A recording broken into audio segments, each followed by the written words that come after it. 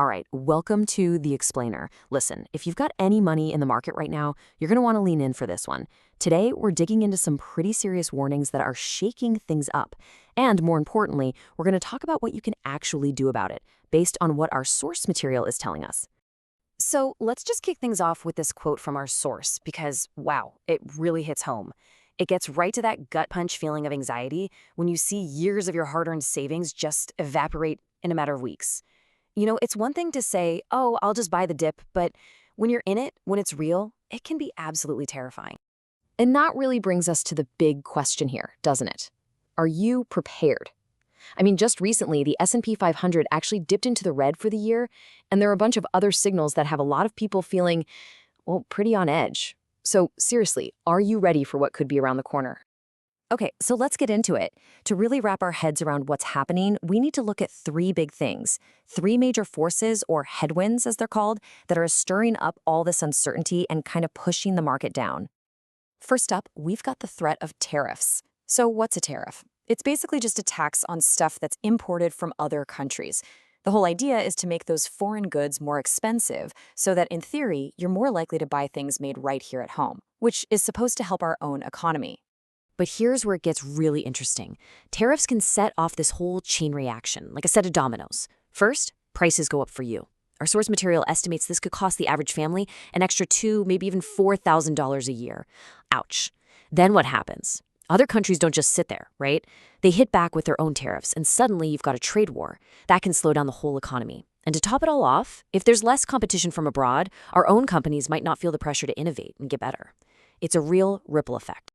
Okay, headwind number 2 is this thing called market concentration. And folks, this is pretty wild. Take a look at this. Just 7 giant companies. You know the ones, the big tech behemoths. They make up a whopping 35% of the entire S&P 500. That's insane. And this is where the risk comes in. You see, the market's amazing run over the past few years, it hasn't been everybody. It's really been propped up by just a tiny group of superstars. Get this, only about 28% of all the stocks in the S&P 500 are actually doing better than the index itself. So what happens if those top 7 stocks stumble? Well, they can pull the whole market down with them. All the eggs are in just a few baskets. You know, it's kind of spooky. Our source points out that the last time we saw this kind of concentration was back in the late 90s. And what happened right after that? Yep, the dot-com bubble burst. The huge excitement around AI right now, it's starting to feel a lot like the tech mania we saw back then. And that brings us to headwind number 3, the Fed.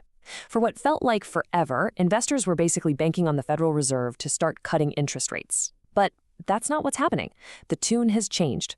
Now the message is that rates are probably going to stay higher for longer than anybody was hoping for. So you take that higher for longer stance, and you mix it with the fear that tariffs could push prices up even more, and suddenly, people are dusting off a word we haven't heard in a while, stagflation. And let me tell you, stagflation is nasty. It's this awful cocktail where you have high inflation, more people losing their jobs, and the economy isn't growing. It's pretty much a perfect storm for your investments. Okay, so this feeling of uncertainty, it's not just sticking to the stock market. Nope, it's spilling over, and it's hitting the crypto world pretty hard too.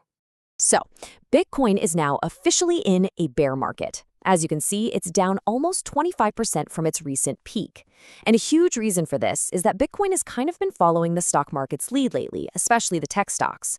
When the Nasdaq takes a hit, Bitcoin often seems to follow suit. But we've got to add some context here.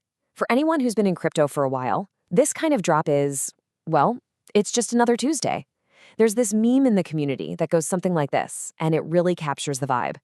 The point is, huge, scary drops have always been part of the crypto story, and so far, they've always been followed by massive new all-time highs. Okay, so we've got all these scary things swirling around. Tariffs, market concentration, interest rates, crypto going wild. It's easy to feel overwhelmed. So what can you actually do?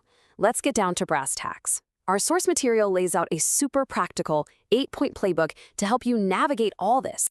First things first, let's talk about building a solid defense. Step 1, get a 3 to 6 month emergency fund in cash.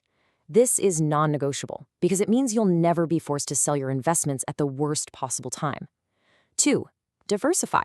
You've heard it a million times, don't put all your eggs in one basket. 3, keep buying. Stick to your plan, whether it's weekly, monthly, whatever. Just be consistent. And number 4, this one is maybe the most important of all. Do not panic sell, because that same fear that makes you sell at the bottom is the exact same fear that will keep you from getting back in before the market recovers. All right, the next 4 steps are all about financial discipline, just being smart. Keep that steady income flowing. And hey, it is perfectly okay to have a little extra cash on the sidelines just for your own peace of mind. Super important, stay out of debt. Seriously, don't ever use margin or borrow money to invest.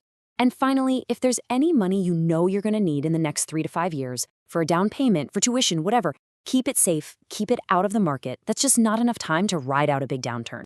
So look, we've talked about a lot of risk, a lot of volatility, and all that short-term noise. It can be absolutely deafening. It's scary.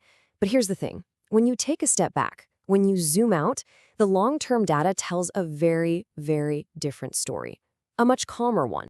I want you to focus on just one number with me, because according to our source material, this one number is the key. It's the secret to getting through basically any storm the market throws at you. And that number is 20. Now, this next part it's just an incredible statistic. I really want you to let this sink in. Over a 20-year holding period, the S&P 500 has never had a negative return. Ever. Think about what that means. It means you could have the worst timing in human history. You could invest all your money at the very peak, 1 second before the biggest crash we've ever seen, and if you just held on for 20 years, you still would have come out ahead. And really, that leaves us with one final thought, one question to ask yourself. It's all about shifting your mindset. Forget about trying to predict the next crash. It's a loser's game. Instead, ask yourself this: is my portfolio built for the next crash, or is it built for the next 20 years?